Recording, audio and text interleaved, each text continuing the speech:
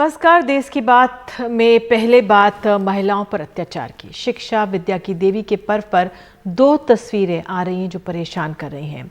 रूढ़िवादी और पितृसत्तात्मक सोच से हम उभरते नहीं दिख रहे हैं। ऐसी तस्वीरें बहुत होंगी, लेकिन इस समय दो तस्वीरों ने महिलाओं के उत्पीड़न शोषण को फिर से सामने ला खड़ा किया है। साथ ही हताशा भरा सवाल भी खड़ा कर दिया है कि क्या एक महिला अपने फैसले नहीं ले सकती।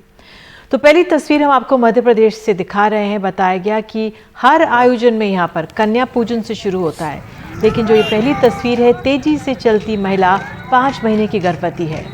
इस आदिवासी को उसके पुराने रिश्तेदार पीटते पीटते भगा रहे हैं। बेरहमी से पीटने के बाद करीब 3 किलोमीटर तक इसे एक बच्चे को जबरन कंधे पर उठाकर भगाते रहे। तस्वीर मध्य प्रदेश के गुणा की है। दूसरी तस्वीर जो है वो उत्तर प्रदेश के संत कबीर नगर में कुआनो नदी के तट पर युवती के जलते शरीर की है। कसूर लड़की का था कि उसने अपनी पसंद का साथी चुना और परिवार वालों ने सजा दी। दरअसल 6 फरवरी को एक अधजला शव मिला, जिसके बाद शिनाख्त हुई। आरोपी पिता का कहना है कि बेटी का प्रेम संबंध किसी के साथ था जिससे समाज में बदनामी हो रही थी, इसलिए उसकी हत्या कर दी गई। पुलिस ने जांच के बाद लड़की के पिता, भाई बहनोई समेत 4 आरोपियों को गिरफ्तार किया है। और जो ये तस्वीरें हैं, इनको समझाने के लिए हमारे साथ हमारे 2 सहयोगी हमारे साथ मौजूद हैं। अनुराग द्वारी हमारे साथ मौजूद हैं और साथ ही कमाल खान भी हमारे साथ जुड़ेंगे। अगर अनुराग, पहले मैं आपसे पूछूं, जो ये तस्वीरें आई और जिस तरह से वायरल हो रही है सोशल मीडिया पर, बहुत विचलित किया है जानकर कि ये महिला गर्भवती थी और बच्चे को उठाकर, और किस तरह से इसकी पिटाई हो रही है, क्यों हो रहा था उसके साथ ये सब? देखिए, जो शिकायत की थी फरियादी ने, उसके मुताबिक उसका ये कहना था कि कुछ महीनों पहले उसके पति और उसके बीच में रजामंदी बन गई कि वो किसी दूसरे शख्स के साथ रहेंगी। ये भील समुदाय के लोग हैं और वो उसके साथ रहने चली गई। 1 महीने तक वो उनके साथ रह रही थी और 9 तारीख की शाम को जो उनके पूर्व ससुराल पक्ष के लोग हैं, उनके ससुर, जेठ और कुछ गांव वाले, लगभग 12-15 गांव वाले उनके गांव में पहुंचे। जबरन उनका पति, जिसके साथ वो रह रही थी, वो कहीं और मजदूरी करने गया हुआ था, तो जबरदस्ती घसीट कर, लगभग 3 किलोमीटर का रास्ता है। और इस दौरान एक तस्वीर में आप देखेंगे, एक बच्चे को कंधे पे बिठा दिया है। एक और तस्वीर है जिसमें वो उसके जेठ को कंधे पर बिठा करके, और पीछे कुछ लड़के हाथ में बल्ला पकड़े हुए हैं, कुछ डंडे पकड़े हुए हैं और कई जगहों पर उसको मारा पीटा भी गया है। जब ये तस्वीरें वायरल हुई है तब जाकर पुलिस ने संज्ञान लिया था, लेकिन पुलिस ने पहले ऐसी जमानती धाराओं में मामला दर्ज किया था जिसमें कि पुलिस स्टेशन से ही जो 3 मुख्य आरोपी थे, ससुर, जेठ और एक और रिश्तेदार, उसको जमानत मिल गई थी। हालांकि ये बात भी पता लगी है कि जब पति को ये बात, जो पहले वाले पति थे, उनको पता लगा तो फोन पर उन्होंने गुजारिश की कि ऐसा मत करो, उसको मारो पीटो मत, लेकिन किसी ने ऐसा सुना नहीं, उनकी बात सुनी नहीं गई और महिला को मारते पीटते लेकर आए थे। लेकिन एक बड़ा सवाल यहाँ ये भी उठ रहा था कि जब इतने जघन्य तरीके से एक गर्भवती महिला को मारा पीटा गया और उसके घर से उसको जबरदस्ती उठाकर लाया गया, तो अपहरण की धारा, जो कि और थोड़ी गंभीर हो सकती थी, उसमें मामला क्यों नहीं दर्ज किया गया? तो पहले पुलिस के रवैये पर सवाल उठे। जब कल हमने ये खबर दिखाई तो उसके बाद आनन फानन में और धाराएं बढ़ाई गई हैं और कार्रवाई अभी वहां पर पुलिस ने की है। बिल्कुल अनुराग, आप हमारे साथ बने रहे। कमाल खान भी हमारे साथ जुड़ गए। कमाल, आपने जो संत नगर से जो तस्वीरें भेजी हैं वो भी हालांकि पुरानी हो गई, लेकिन बहुत ही विचलित कर रही हैं। जो तस्वीरें हम स्क्रीन पर देख सकते हैं, और जब जानकारी आई कि अधजला शरीर मिला, पुलिस पहुंची, जांच हुआ, पिता ने ही कराया, बहुत पीड़ादायी है ये। क्या इसकी, इस पूरे मामले में क्या डिटेल्स मिली? देखिए, ऐसा है कि लड़की और लड़का दोनों एक ही गांव के थे। लड़की का नाम है रंजना और लड़के का नाम है जावेद। लड़की लड़के से मोहब्बत करती थी, उसके साथ रहना चाहती थी। घर वाले नहीं पसंद करते थे, लिहाजा एक बार वो लड़के के साथ भाग भी गई थी। पुलिस में कंप्लेंट हुई, उसने थाने में बयान दिया कि मैं बालिग हूं और मैं जिसे चाहती हूं उसके साथ रहना चाहती हूं। लेकिन परिवार का बहुत दबाव था और उन्हें यह लग रहा था कि यह हमारी नाक कटा रही है। पुलिस का कहना है कि उन्होंने एक सुपारी किलर को हायर किया। पिता ने 1.5 लाख रुपए उसको दिए अपनी बेटी को मरवाने के लिए। घर से लड़की को एक टाटा मैजिक गाड़ी में बंद करके ले गए। वहां से 55-60 किलोमीटर दूर सरसों के खेत में बनी हुई एक कोठरी में ले जा करके उसको जिंदा जला दिया। उसको रास्ते में बेहोश कर दिया गया था और उसके बाद वहां पे उसको आग लगा के जला दिया गया। पुलिस ने बहुत अच्छी तरह तफ्तीश की है और सीसीटीवी वगैरह की फुटेज के जरिए इनको पकड़ लिया है। लेकिन ये पुलिसिंग से बड़ी समस्या जो है वो पेट्रियार्की की है। जो पेट्रियार्की है वो औरत के ऊपर कंट्रोल चाहती है, उसके जहन पे, उसके दिल पे और उसके जिस्म पे। इसके लिए वो उसके वजूद के चारों तरफ कांटेदार बाड़ लगाती है और बहुत सारी सरहदें खड़ी करती है। मुश्किल यह है कि जो मोहब्बत का मिजाज है, नेचर है, वो बिल्कुल अलहदा है। वो एक सुनामी की तरह आती है और इंसान की बनाई हुई सारी सरहदों को बहा ले जाती है। जाति की सरहदें, धर्म की सरहदें, स्टेटस की सरहदें, मुल्क की सरहदें। तो पेट्रियार्की जो है वो कहते हैं कि 4000 साल बीसी, मतलब ईसा पूर्व 4000 साल पहले जो फादरहुड का कॉन्सेप्ट आया उसके साथ ये आई है। तो किसी ना किसी रूप में ये तब से चली आ रही है और ये उसका बहुत विकृत रूप है। बहुत सारी रंजनाएं उसकी शिकार हो चुकी हैं और जब तक ये जहनियत खत्म नहीं होगी बहुत सारी रंजनाएं उसकी शिकार होती रहेंगी। और ये तमाम लोगों में है, पुलिस में भी है, आम लोगों में है, हर जाति धर्म में है। और बड़ी बात यह है कि ये पेट्रियार्की महिलाओं में बड़े पैमाने पे है, वरना शायद उस लड़की की मां उसके बाप को उसके कत्ल के लिए किसी सुपारी किलर को सौंपने नहीं देती। बिल्कुल कमाल। और अगर आप इतिहास की बात करें तो लेकिन जो अब महिलाएं जी रही हैं, जो बच्चियां अब जन्म ले रही हैं, जो पढ़ाई लिखाई की इतनी बातें की जाती हैं, उस लिहाज से ये जो समय है वो ज़्यादा अहम है। इतिहास से तो हमें सीखना ही चाहिए। अनुराग, आपने कहा था कि जो पुलिस ने जो धाराएं लगाई थी वो अपने आप में बहुत कमज़ोर थी, लेकिन ये जो सोच है कि भाई धाराएं कमज़ोर लगा दो, महिला का मामला है, वो भी आदिवासी महिला का मामला है, उसके चरित्र पे सवाल लगा दो, उस लिहाज से क्यों नहीं ये सोच बदल रही? क्या देख रहे हैं? क्योंकि हमने हाल में देखा है, एनसीआरबी का डेटा कह रहा था पूरे देश में 7% महिलाओं पर हिंसा और क्राइम का मामला बढ़ गया है और ऐसे मामले लगातार आ ही रहे हैं, तमाम प्रदेशों से आ रहे हैं, मध्य प्रदेश से भी खास तौर से आ रहे हैं। क्या सोच है वहां पर? देखिए, मध्य प्रदेश की अगर बात करें तो, और जैसे आपने खुद जिक्र किया निधि एनसीआरबी के आंकड़ों की, तो लगातार एनसीआरबी के आंकड़े आप देखेंगे, अभी 2 साल पहले के जो आंकड़े अभी कुछ दिनों पहले रिलीज हुए थे, उसमें मध्य प्रदेश महिलाओं के प्रति अपराध में हमेशा नंबर 1, नंबर 2, नंबर 3 इसी तरह से अपनी स्थिति बनाए हुए है। ये कोई बहुत अच्छी सुखद नहीं है, लेकिन उस राज्य में जहां मुख्यमंत्री लगभग 15 साल से बीच का अगर कुछ अरसा छोड़ दीजिए और प्रतीकों में बहुत विश्वास करते हैं, जैसा आपने भी खुद जिक्र किया कि हर सरकारी कार्यक्रम से पहले कन्या पूजन होता है, तो उस राज्य में महिलाओं के प्रति इस तरह की जब तस्वीरें आती हैं तो बहुत विचलित करती हैं।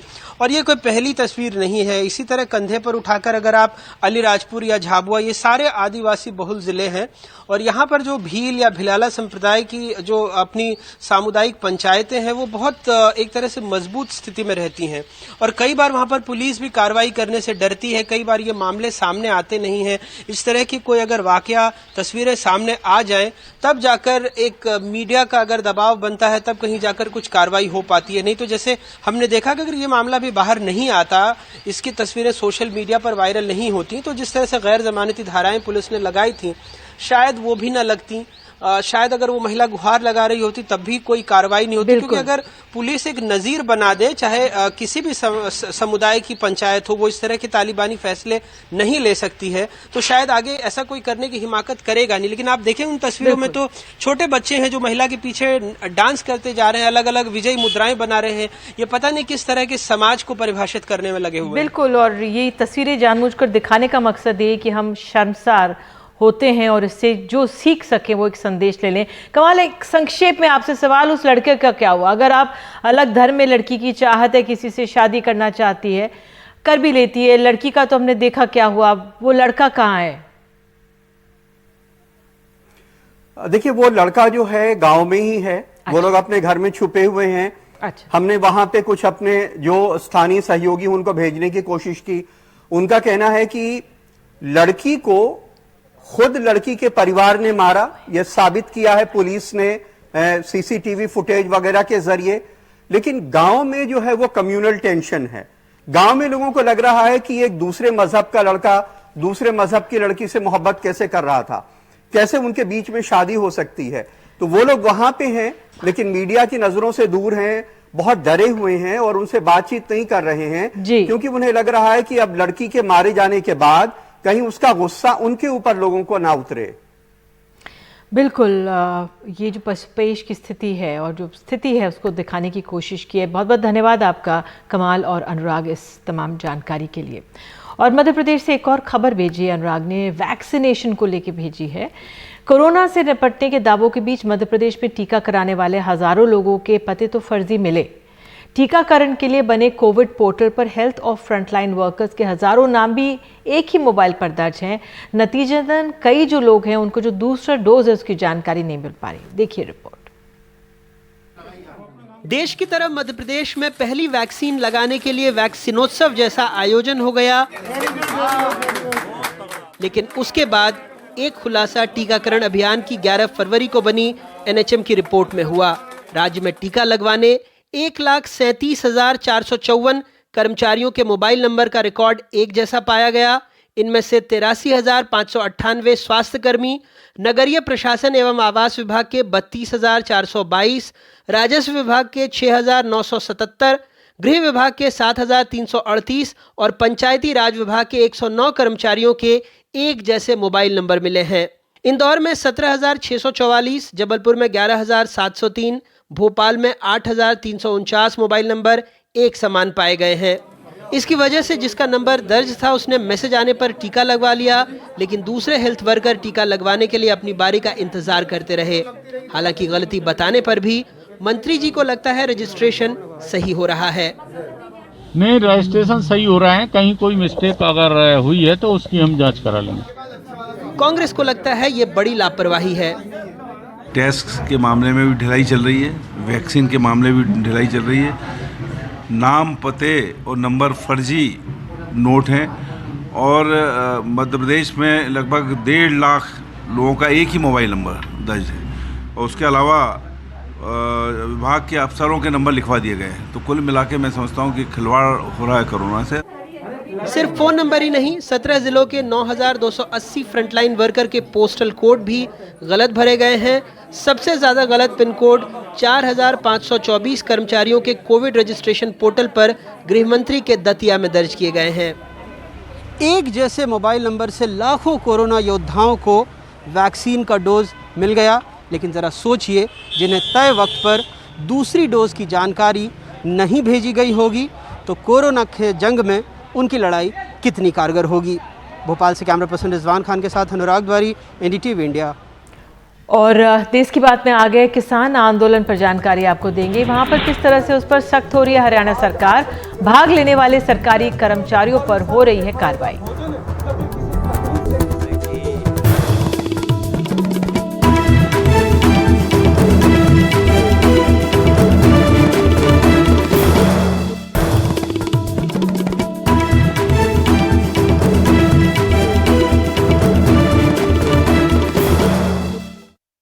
तो कुछ ही देर में आपको बता दें बीजेपी सरकार की जिसमें वरिष्ठ नेता मौजूद होंगे, गृह मंत्री, पार्टी अध्यक्ष मौजूद होंगे, कृषि मंत्री मौजूद होंगे। तो एक बैठक हो रही है किसान आंदोलन को लेकर। लेकिन इस सब के बीच आपको बता दें खबर है हमारे पास हरियाणा से। हरियाणा की सरकार किसान आंदोलन पर नर्म नहीं हो रही है। लगभग हर दिन राज्य में वहाँ पंचायतें हो रही हैं। सरकार ने इसमें शामिल होने वाले 2 शिक्षकों और शिक्षा विभाग के प्रोग्राम ऑफिसर को सस्पेंड कर दिया है।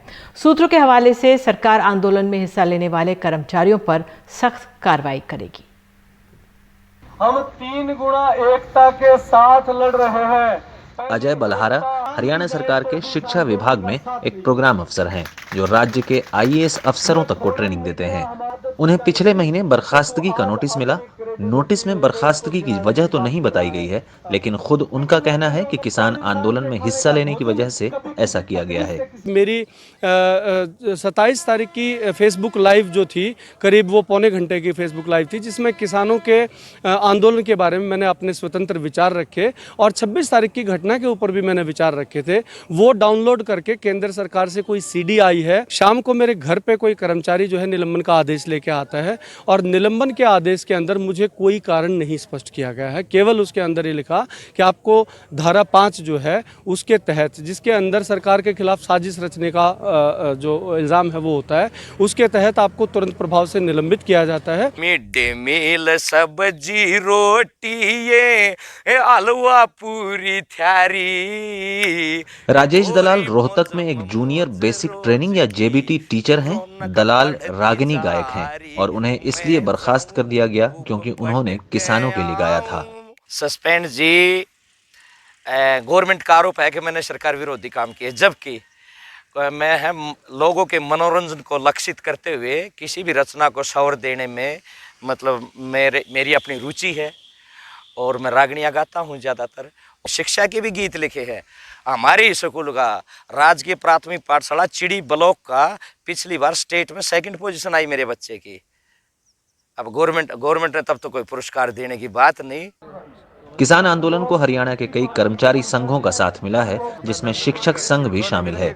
उधर नागरिक सेवा नियमों में ऐसी कई शर्तें हैं जो कर्मचारियों को किसी भी आंदोलन में शरीक होने से रोकती हैं। नियम 13 या सरकार की आलोचना में कहा गया है कि सरकार की नीतियों के खिलाफ ज़बानी या लिखित बयान नहीं दिया जा सकता है। विभिन्न कर्मचारियों को सस्पेंड किया जा रहा है। कानूनी विशेषज्ञों का मानना है कि हरियाणा नागरिक सेवा नियम संविधान द्वारा दी गई स्वतंत्रता का उल्लंघन करते हैं। किस तरह से वो संविधान की धज्जियां उड़ाते हैं। उन रूल्स में जो है रूल 9 में कहा गया है कि कोई भी गवर्नमेंट एम्प्लॉय किसी भी ऐसी ऑर्गेनाइजेशन से नहीं जुड़ेगा जो पॉलिटिकल एक्टिविटी में पार्टिसिपेट करती है। तो इस तरह से तो देखिए कि कोई सरकारी कर्मचारी का कोई मौलिक अधिकार ही नहीं बचता है। सेवानिवृत्त अफसरशाह की राय में बर्खास्तगी के आदेश अवैध हैं क्योंकि इनमें तो न कोई वजह बताई गई है और न ही नियुक्ति अधिकारी ने दस्तखत किए हैं।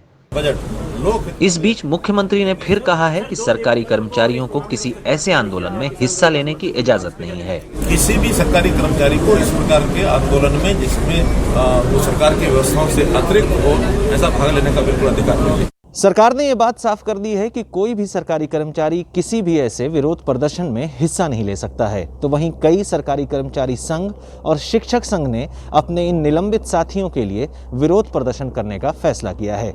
सिरसा से राजेंद्र संधू और कैथल से सुनील रविश के साथ चंडीगढ़ से मोहम्मद गजाली, एनडीटीवी इंडिया। गाजीपुर बॉर्डर पर आंदोलन कर रहे किसानों ने ठंड काट ली है, गर्मी आ रही है। सबको एहसास है कि जो आंदोलन है वो लंबा चलेगा, इसलिए गर्मी से निपटने के लिए तैयारियां शुरू हो गई हैं। रणनीति भी बदली जा रही है। हमारे सहयोगी रवीश रंजन शुक्ला की रिपोर्ट देखिए। गाजीपुर बॉर्डर पर चल रहे आंदोलन की ये तस्वीर मंगलवार की है। बढ़ती गर्मी से निपटने के लिए किसान अब बड़े कूलर से लेकर एसी वाली ट्रालियां तक लगा रहे हैं। 120 फुट लंबा पक्का टेंट भी लगाया जा रहा है ताकि तपती धूप से किसानों को राहत मिले। राकेश टिकैत जहां पर मीडिया को संबोधित करते हैं, वहां पर पंखे पहले ही लग चुके हैं। ये परसों तक हमारा इसमें लगभग 30 बाई 150 का हमारा टेंट लगने जा रहा है। टेंट भी दूसरा वाला जो तपता नहीं है उसके लिए हमने दिखा दिया, ये परसों तक हम लगवा देंगे इसमें। बाकी जितने भी टेंट हैं हमारे, जहाँ पर तरपाल डली हुई थी, हमारी पन्नी डली हुई थी, वो आजकल तप रही है, वो उसके लिए हमने टेंट के कपड़ा मंगा लिया है। सभी की तरपालें और पन्नियाँ उतार कर हम उस पर टेंट का कपड़ा लगवा देंगे। गर्मी के अलावा फसल की भी फिक्र है, इसलिए किसानों का एक समूह अपने तंबू उखाड़ रहा है, लेकिन इनका कहना है कि इनकी जगह दूसरे लोग ले लेंगे। हम जा रहे हो शामलो आला का भंडारा। अच्छा, कितने दिनों से आप लोग थे यहाँ पे? यहाँ से 15 दिन से थे।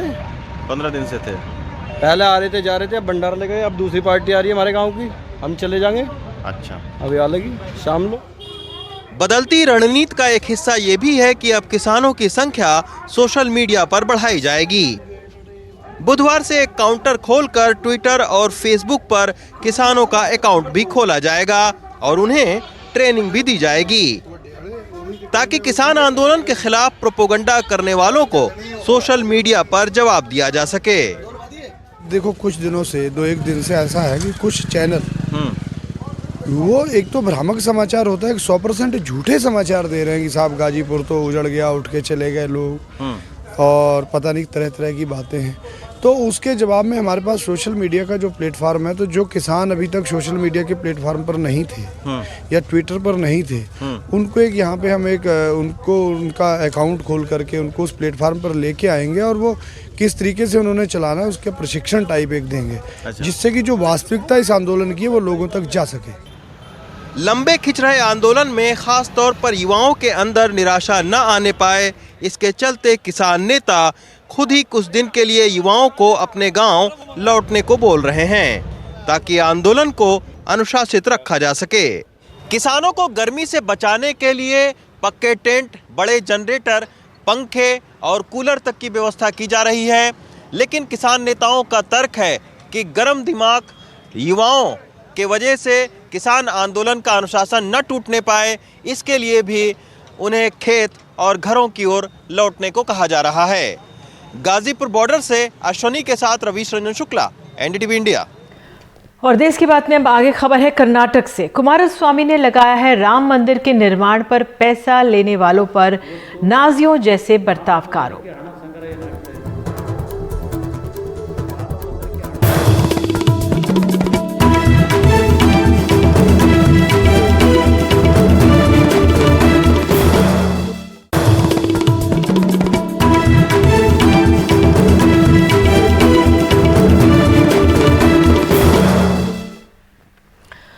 कर्नाटक के पूर्व मुख्यमंत्री एच.डी. कुमारस्वामी ने आरएसएस पर आरोप लगाया है कि वो अयोध्या में राम मंदिर निर्माण के लिए चंदा देने और चंदा नहीं देने वालों के घर पर निशाना लगा रहे हैं, जैसे नाजियों के जर्मनी में होता था।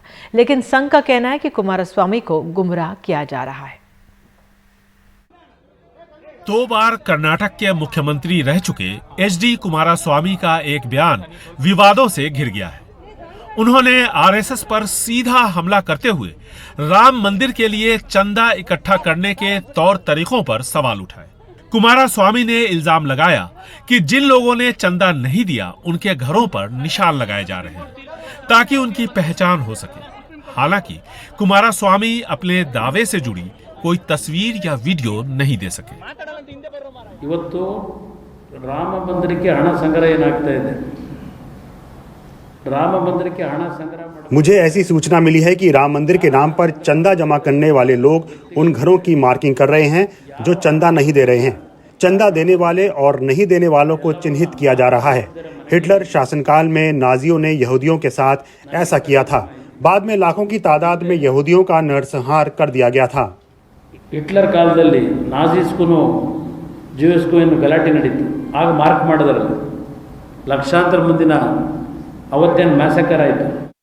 कुमारस्वामी के बयान के बाद विश्व हिंदू परिषद और बजरंग दल की तरफ से चंदा इकट्ठा करने की तस्वीरें जारी की गई, इस चुनौती के साथ कि कुमारस्वामी ने जो आरोप लगाए हैं उसे साबित करें या फिर माफी मांगे।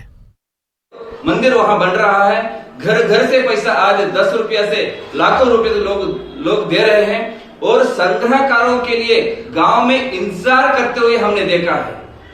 इसलिए हम जो कुमारस्वामी जी का वो बयान है वो हम विरोध करते हैं और हम मांग करते हैं कुमारस्वामी जी ने इसको आपका बयान के बारे में क्षमा मांगना चाहिए। ये विश्व हिंदू परिषद बजरंग दल आग्रह करता है।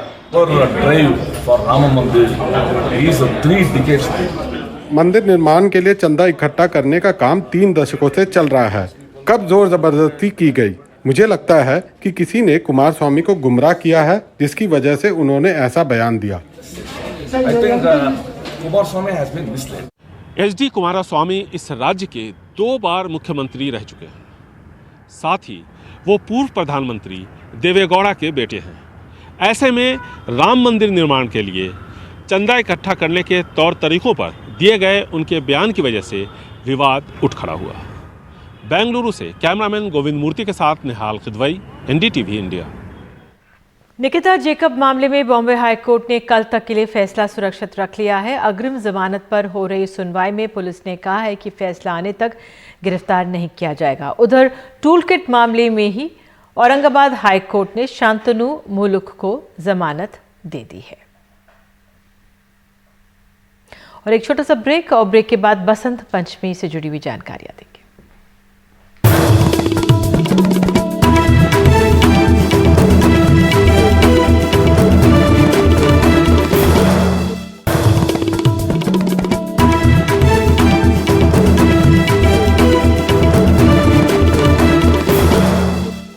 तो आज बसंत पंचमी है, सरस्वती पूजा हो रही है और जो ब्रिज नगरी है उसमें बसंत पंचमी का अपना अलग ही रंग होता है। यहाँ आज से ही होली की शुरुआत हो जाती है और यहाँ पर रंग खेले जाते हैं।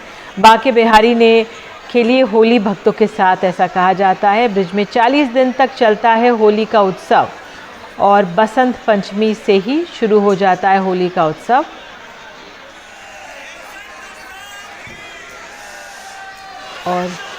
और अब राजनीति की खबरें भी होती हैं। आज के दिन खासकर बंगाल और बिहार में सरस्वती पूजा का आयोजन होता है। कोलकाता के बालीगंज साइंस कॉलेज के छात्रों ने किसानों के प्रदर्शन को अपना थीम बनाया। बंगाल में चुनाव भी होने वाले हैं। देश भर में आज बसंत पंचमी मनाया जा रहा है। बंगाल में आज सरस्वती पूजा है और सरस्वती पूजा के दिन इस बालीगंज साइंस कॉलेज में आप देख सकते हैं किसान आंदोलन को थीम बनाया गया है। Devi Saraswati learning, arts and culture के लिए उनको पूजा किया जाता है। लेकिन आप यहाँ पे देख सकते हैं जो हैशटैग है CU स्टैंड्स विद फार्मर्स और थीम है फार्मर्स प्रोटेस्ट, जिसे यहाँ पे दिखाया गया है। जैसे कि आप देख सकते हैं किसानों का जो आंदोलन चल रहा है देश भर में, उसी का एक रिप्रेजेंटेशन यहाँ पे सरस्वती पूजा के समय आपको दिखाई देगा। ये बालीगंज साइंस कॉलेज है कोलकाता के। हम इस वक्त कुछ छात्रों के साथ बात करेंगे जो इस पूजा को ऑर्गेनाइज किए हैं।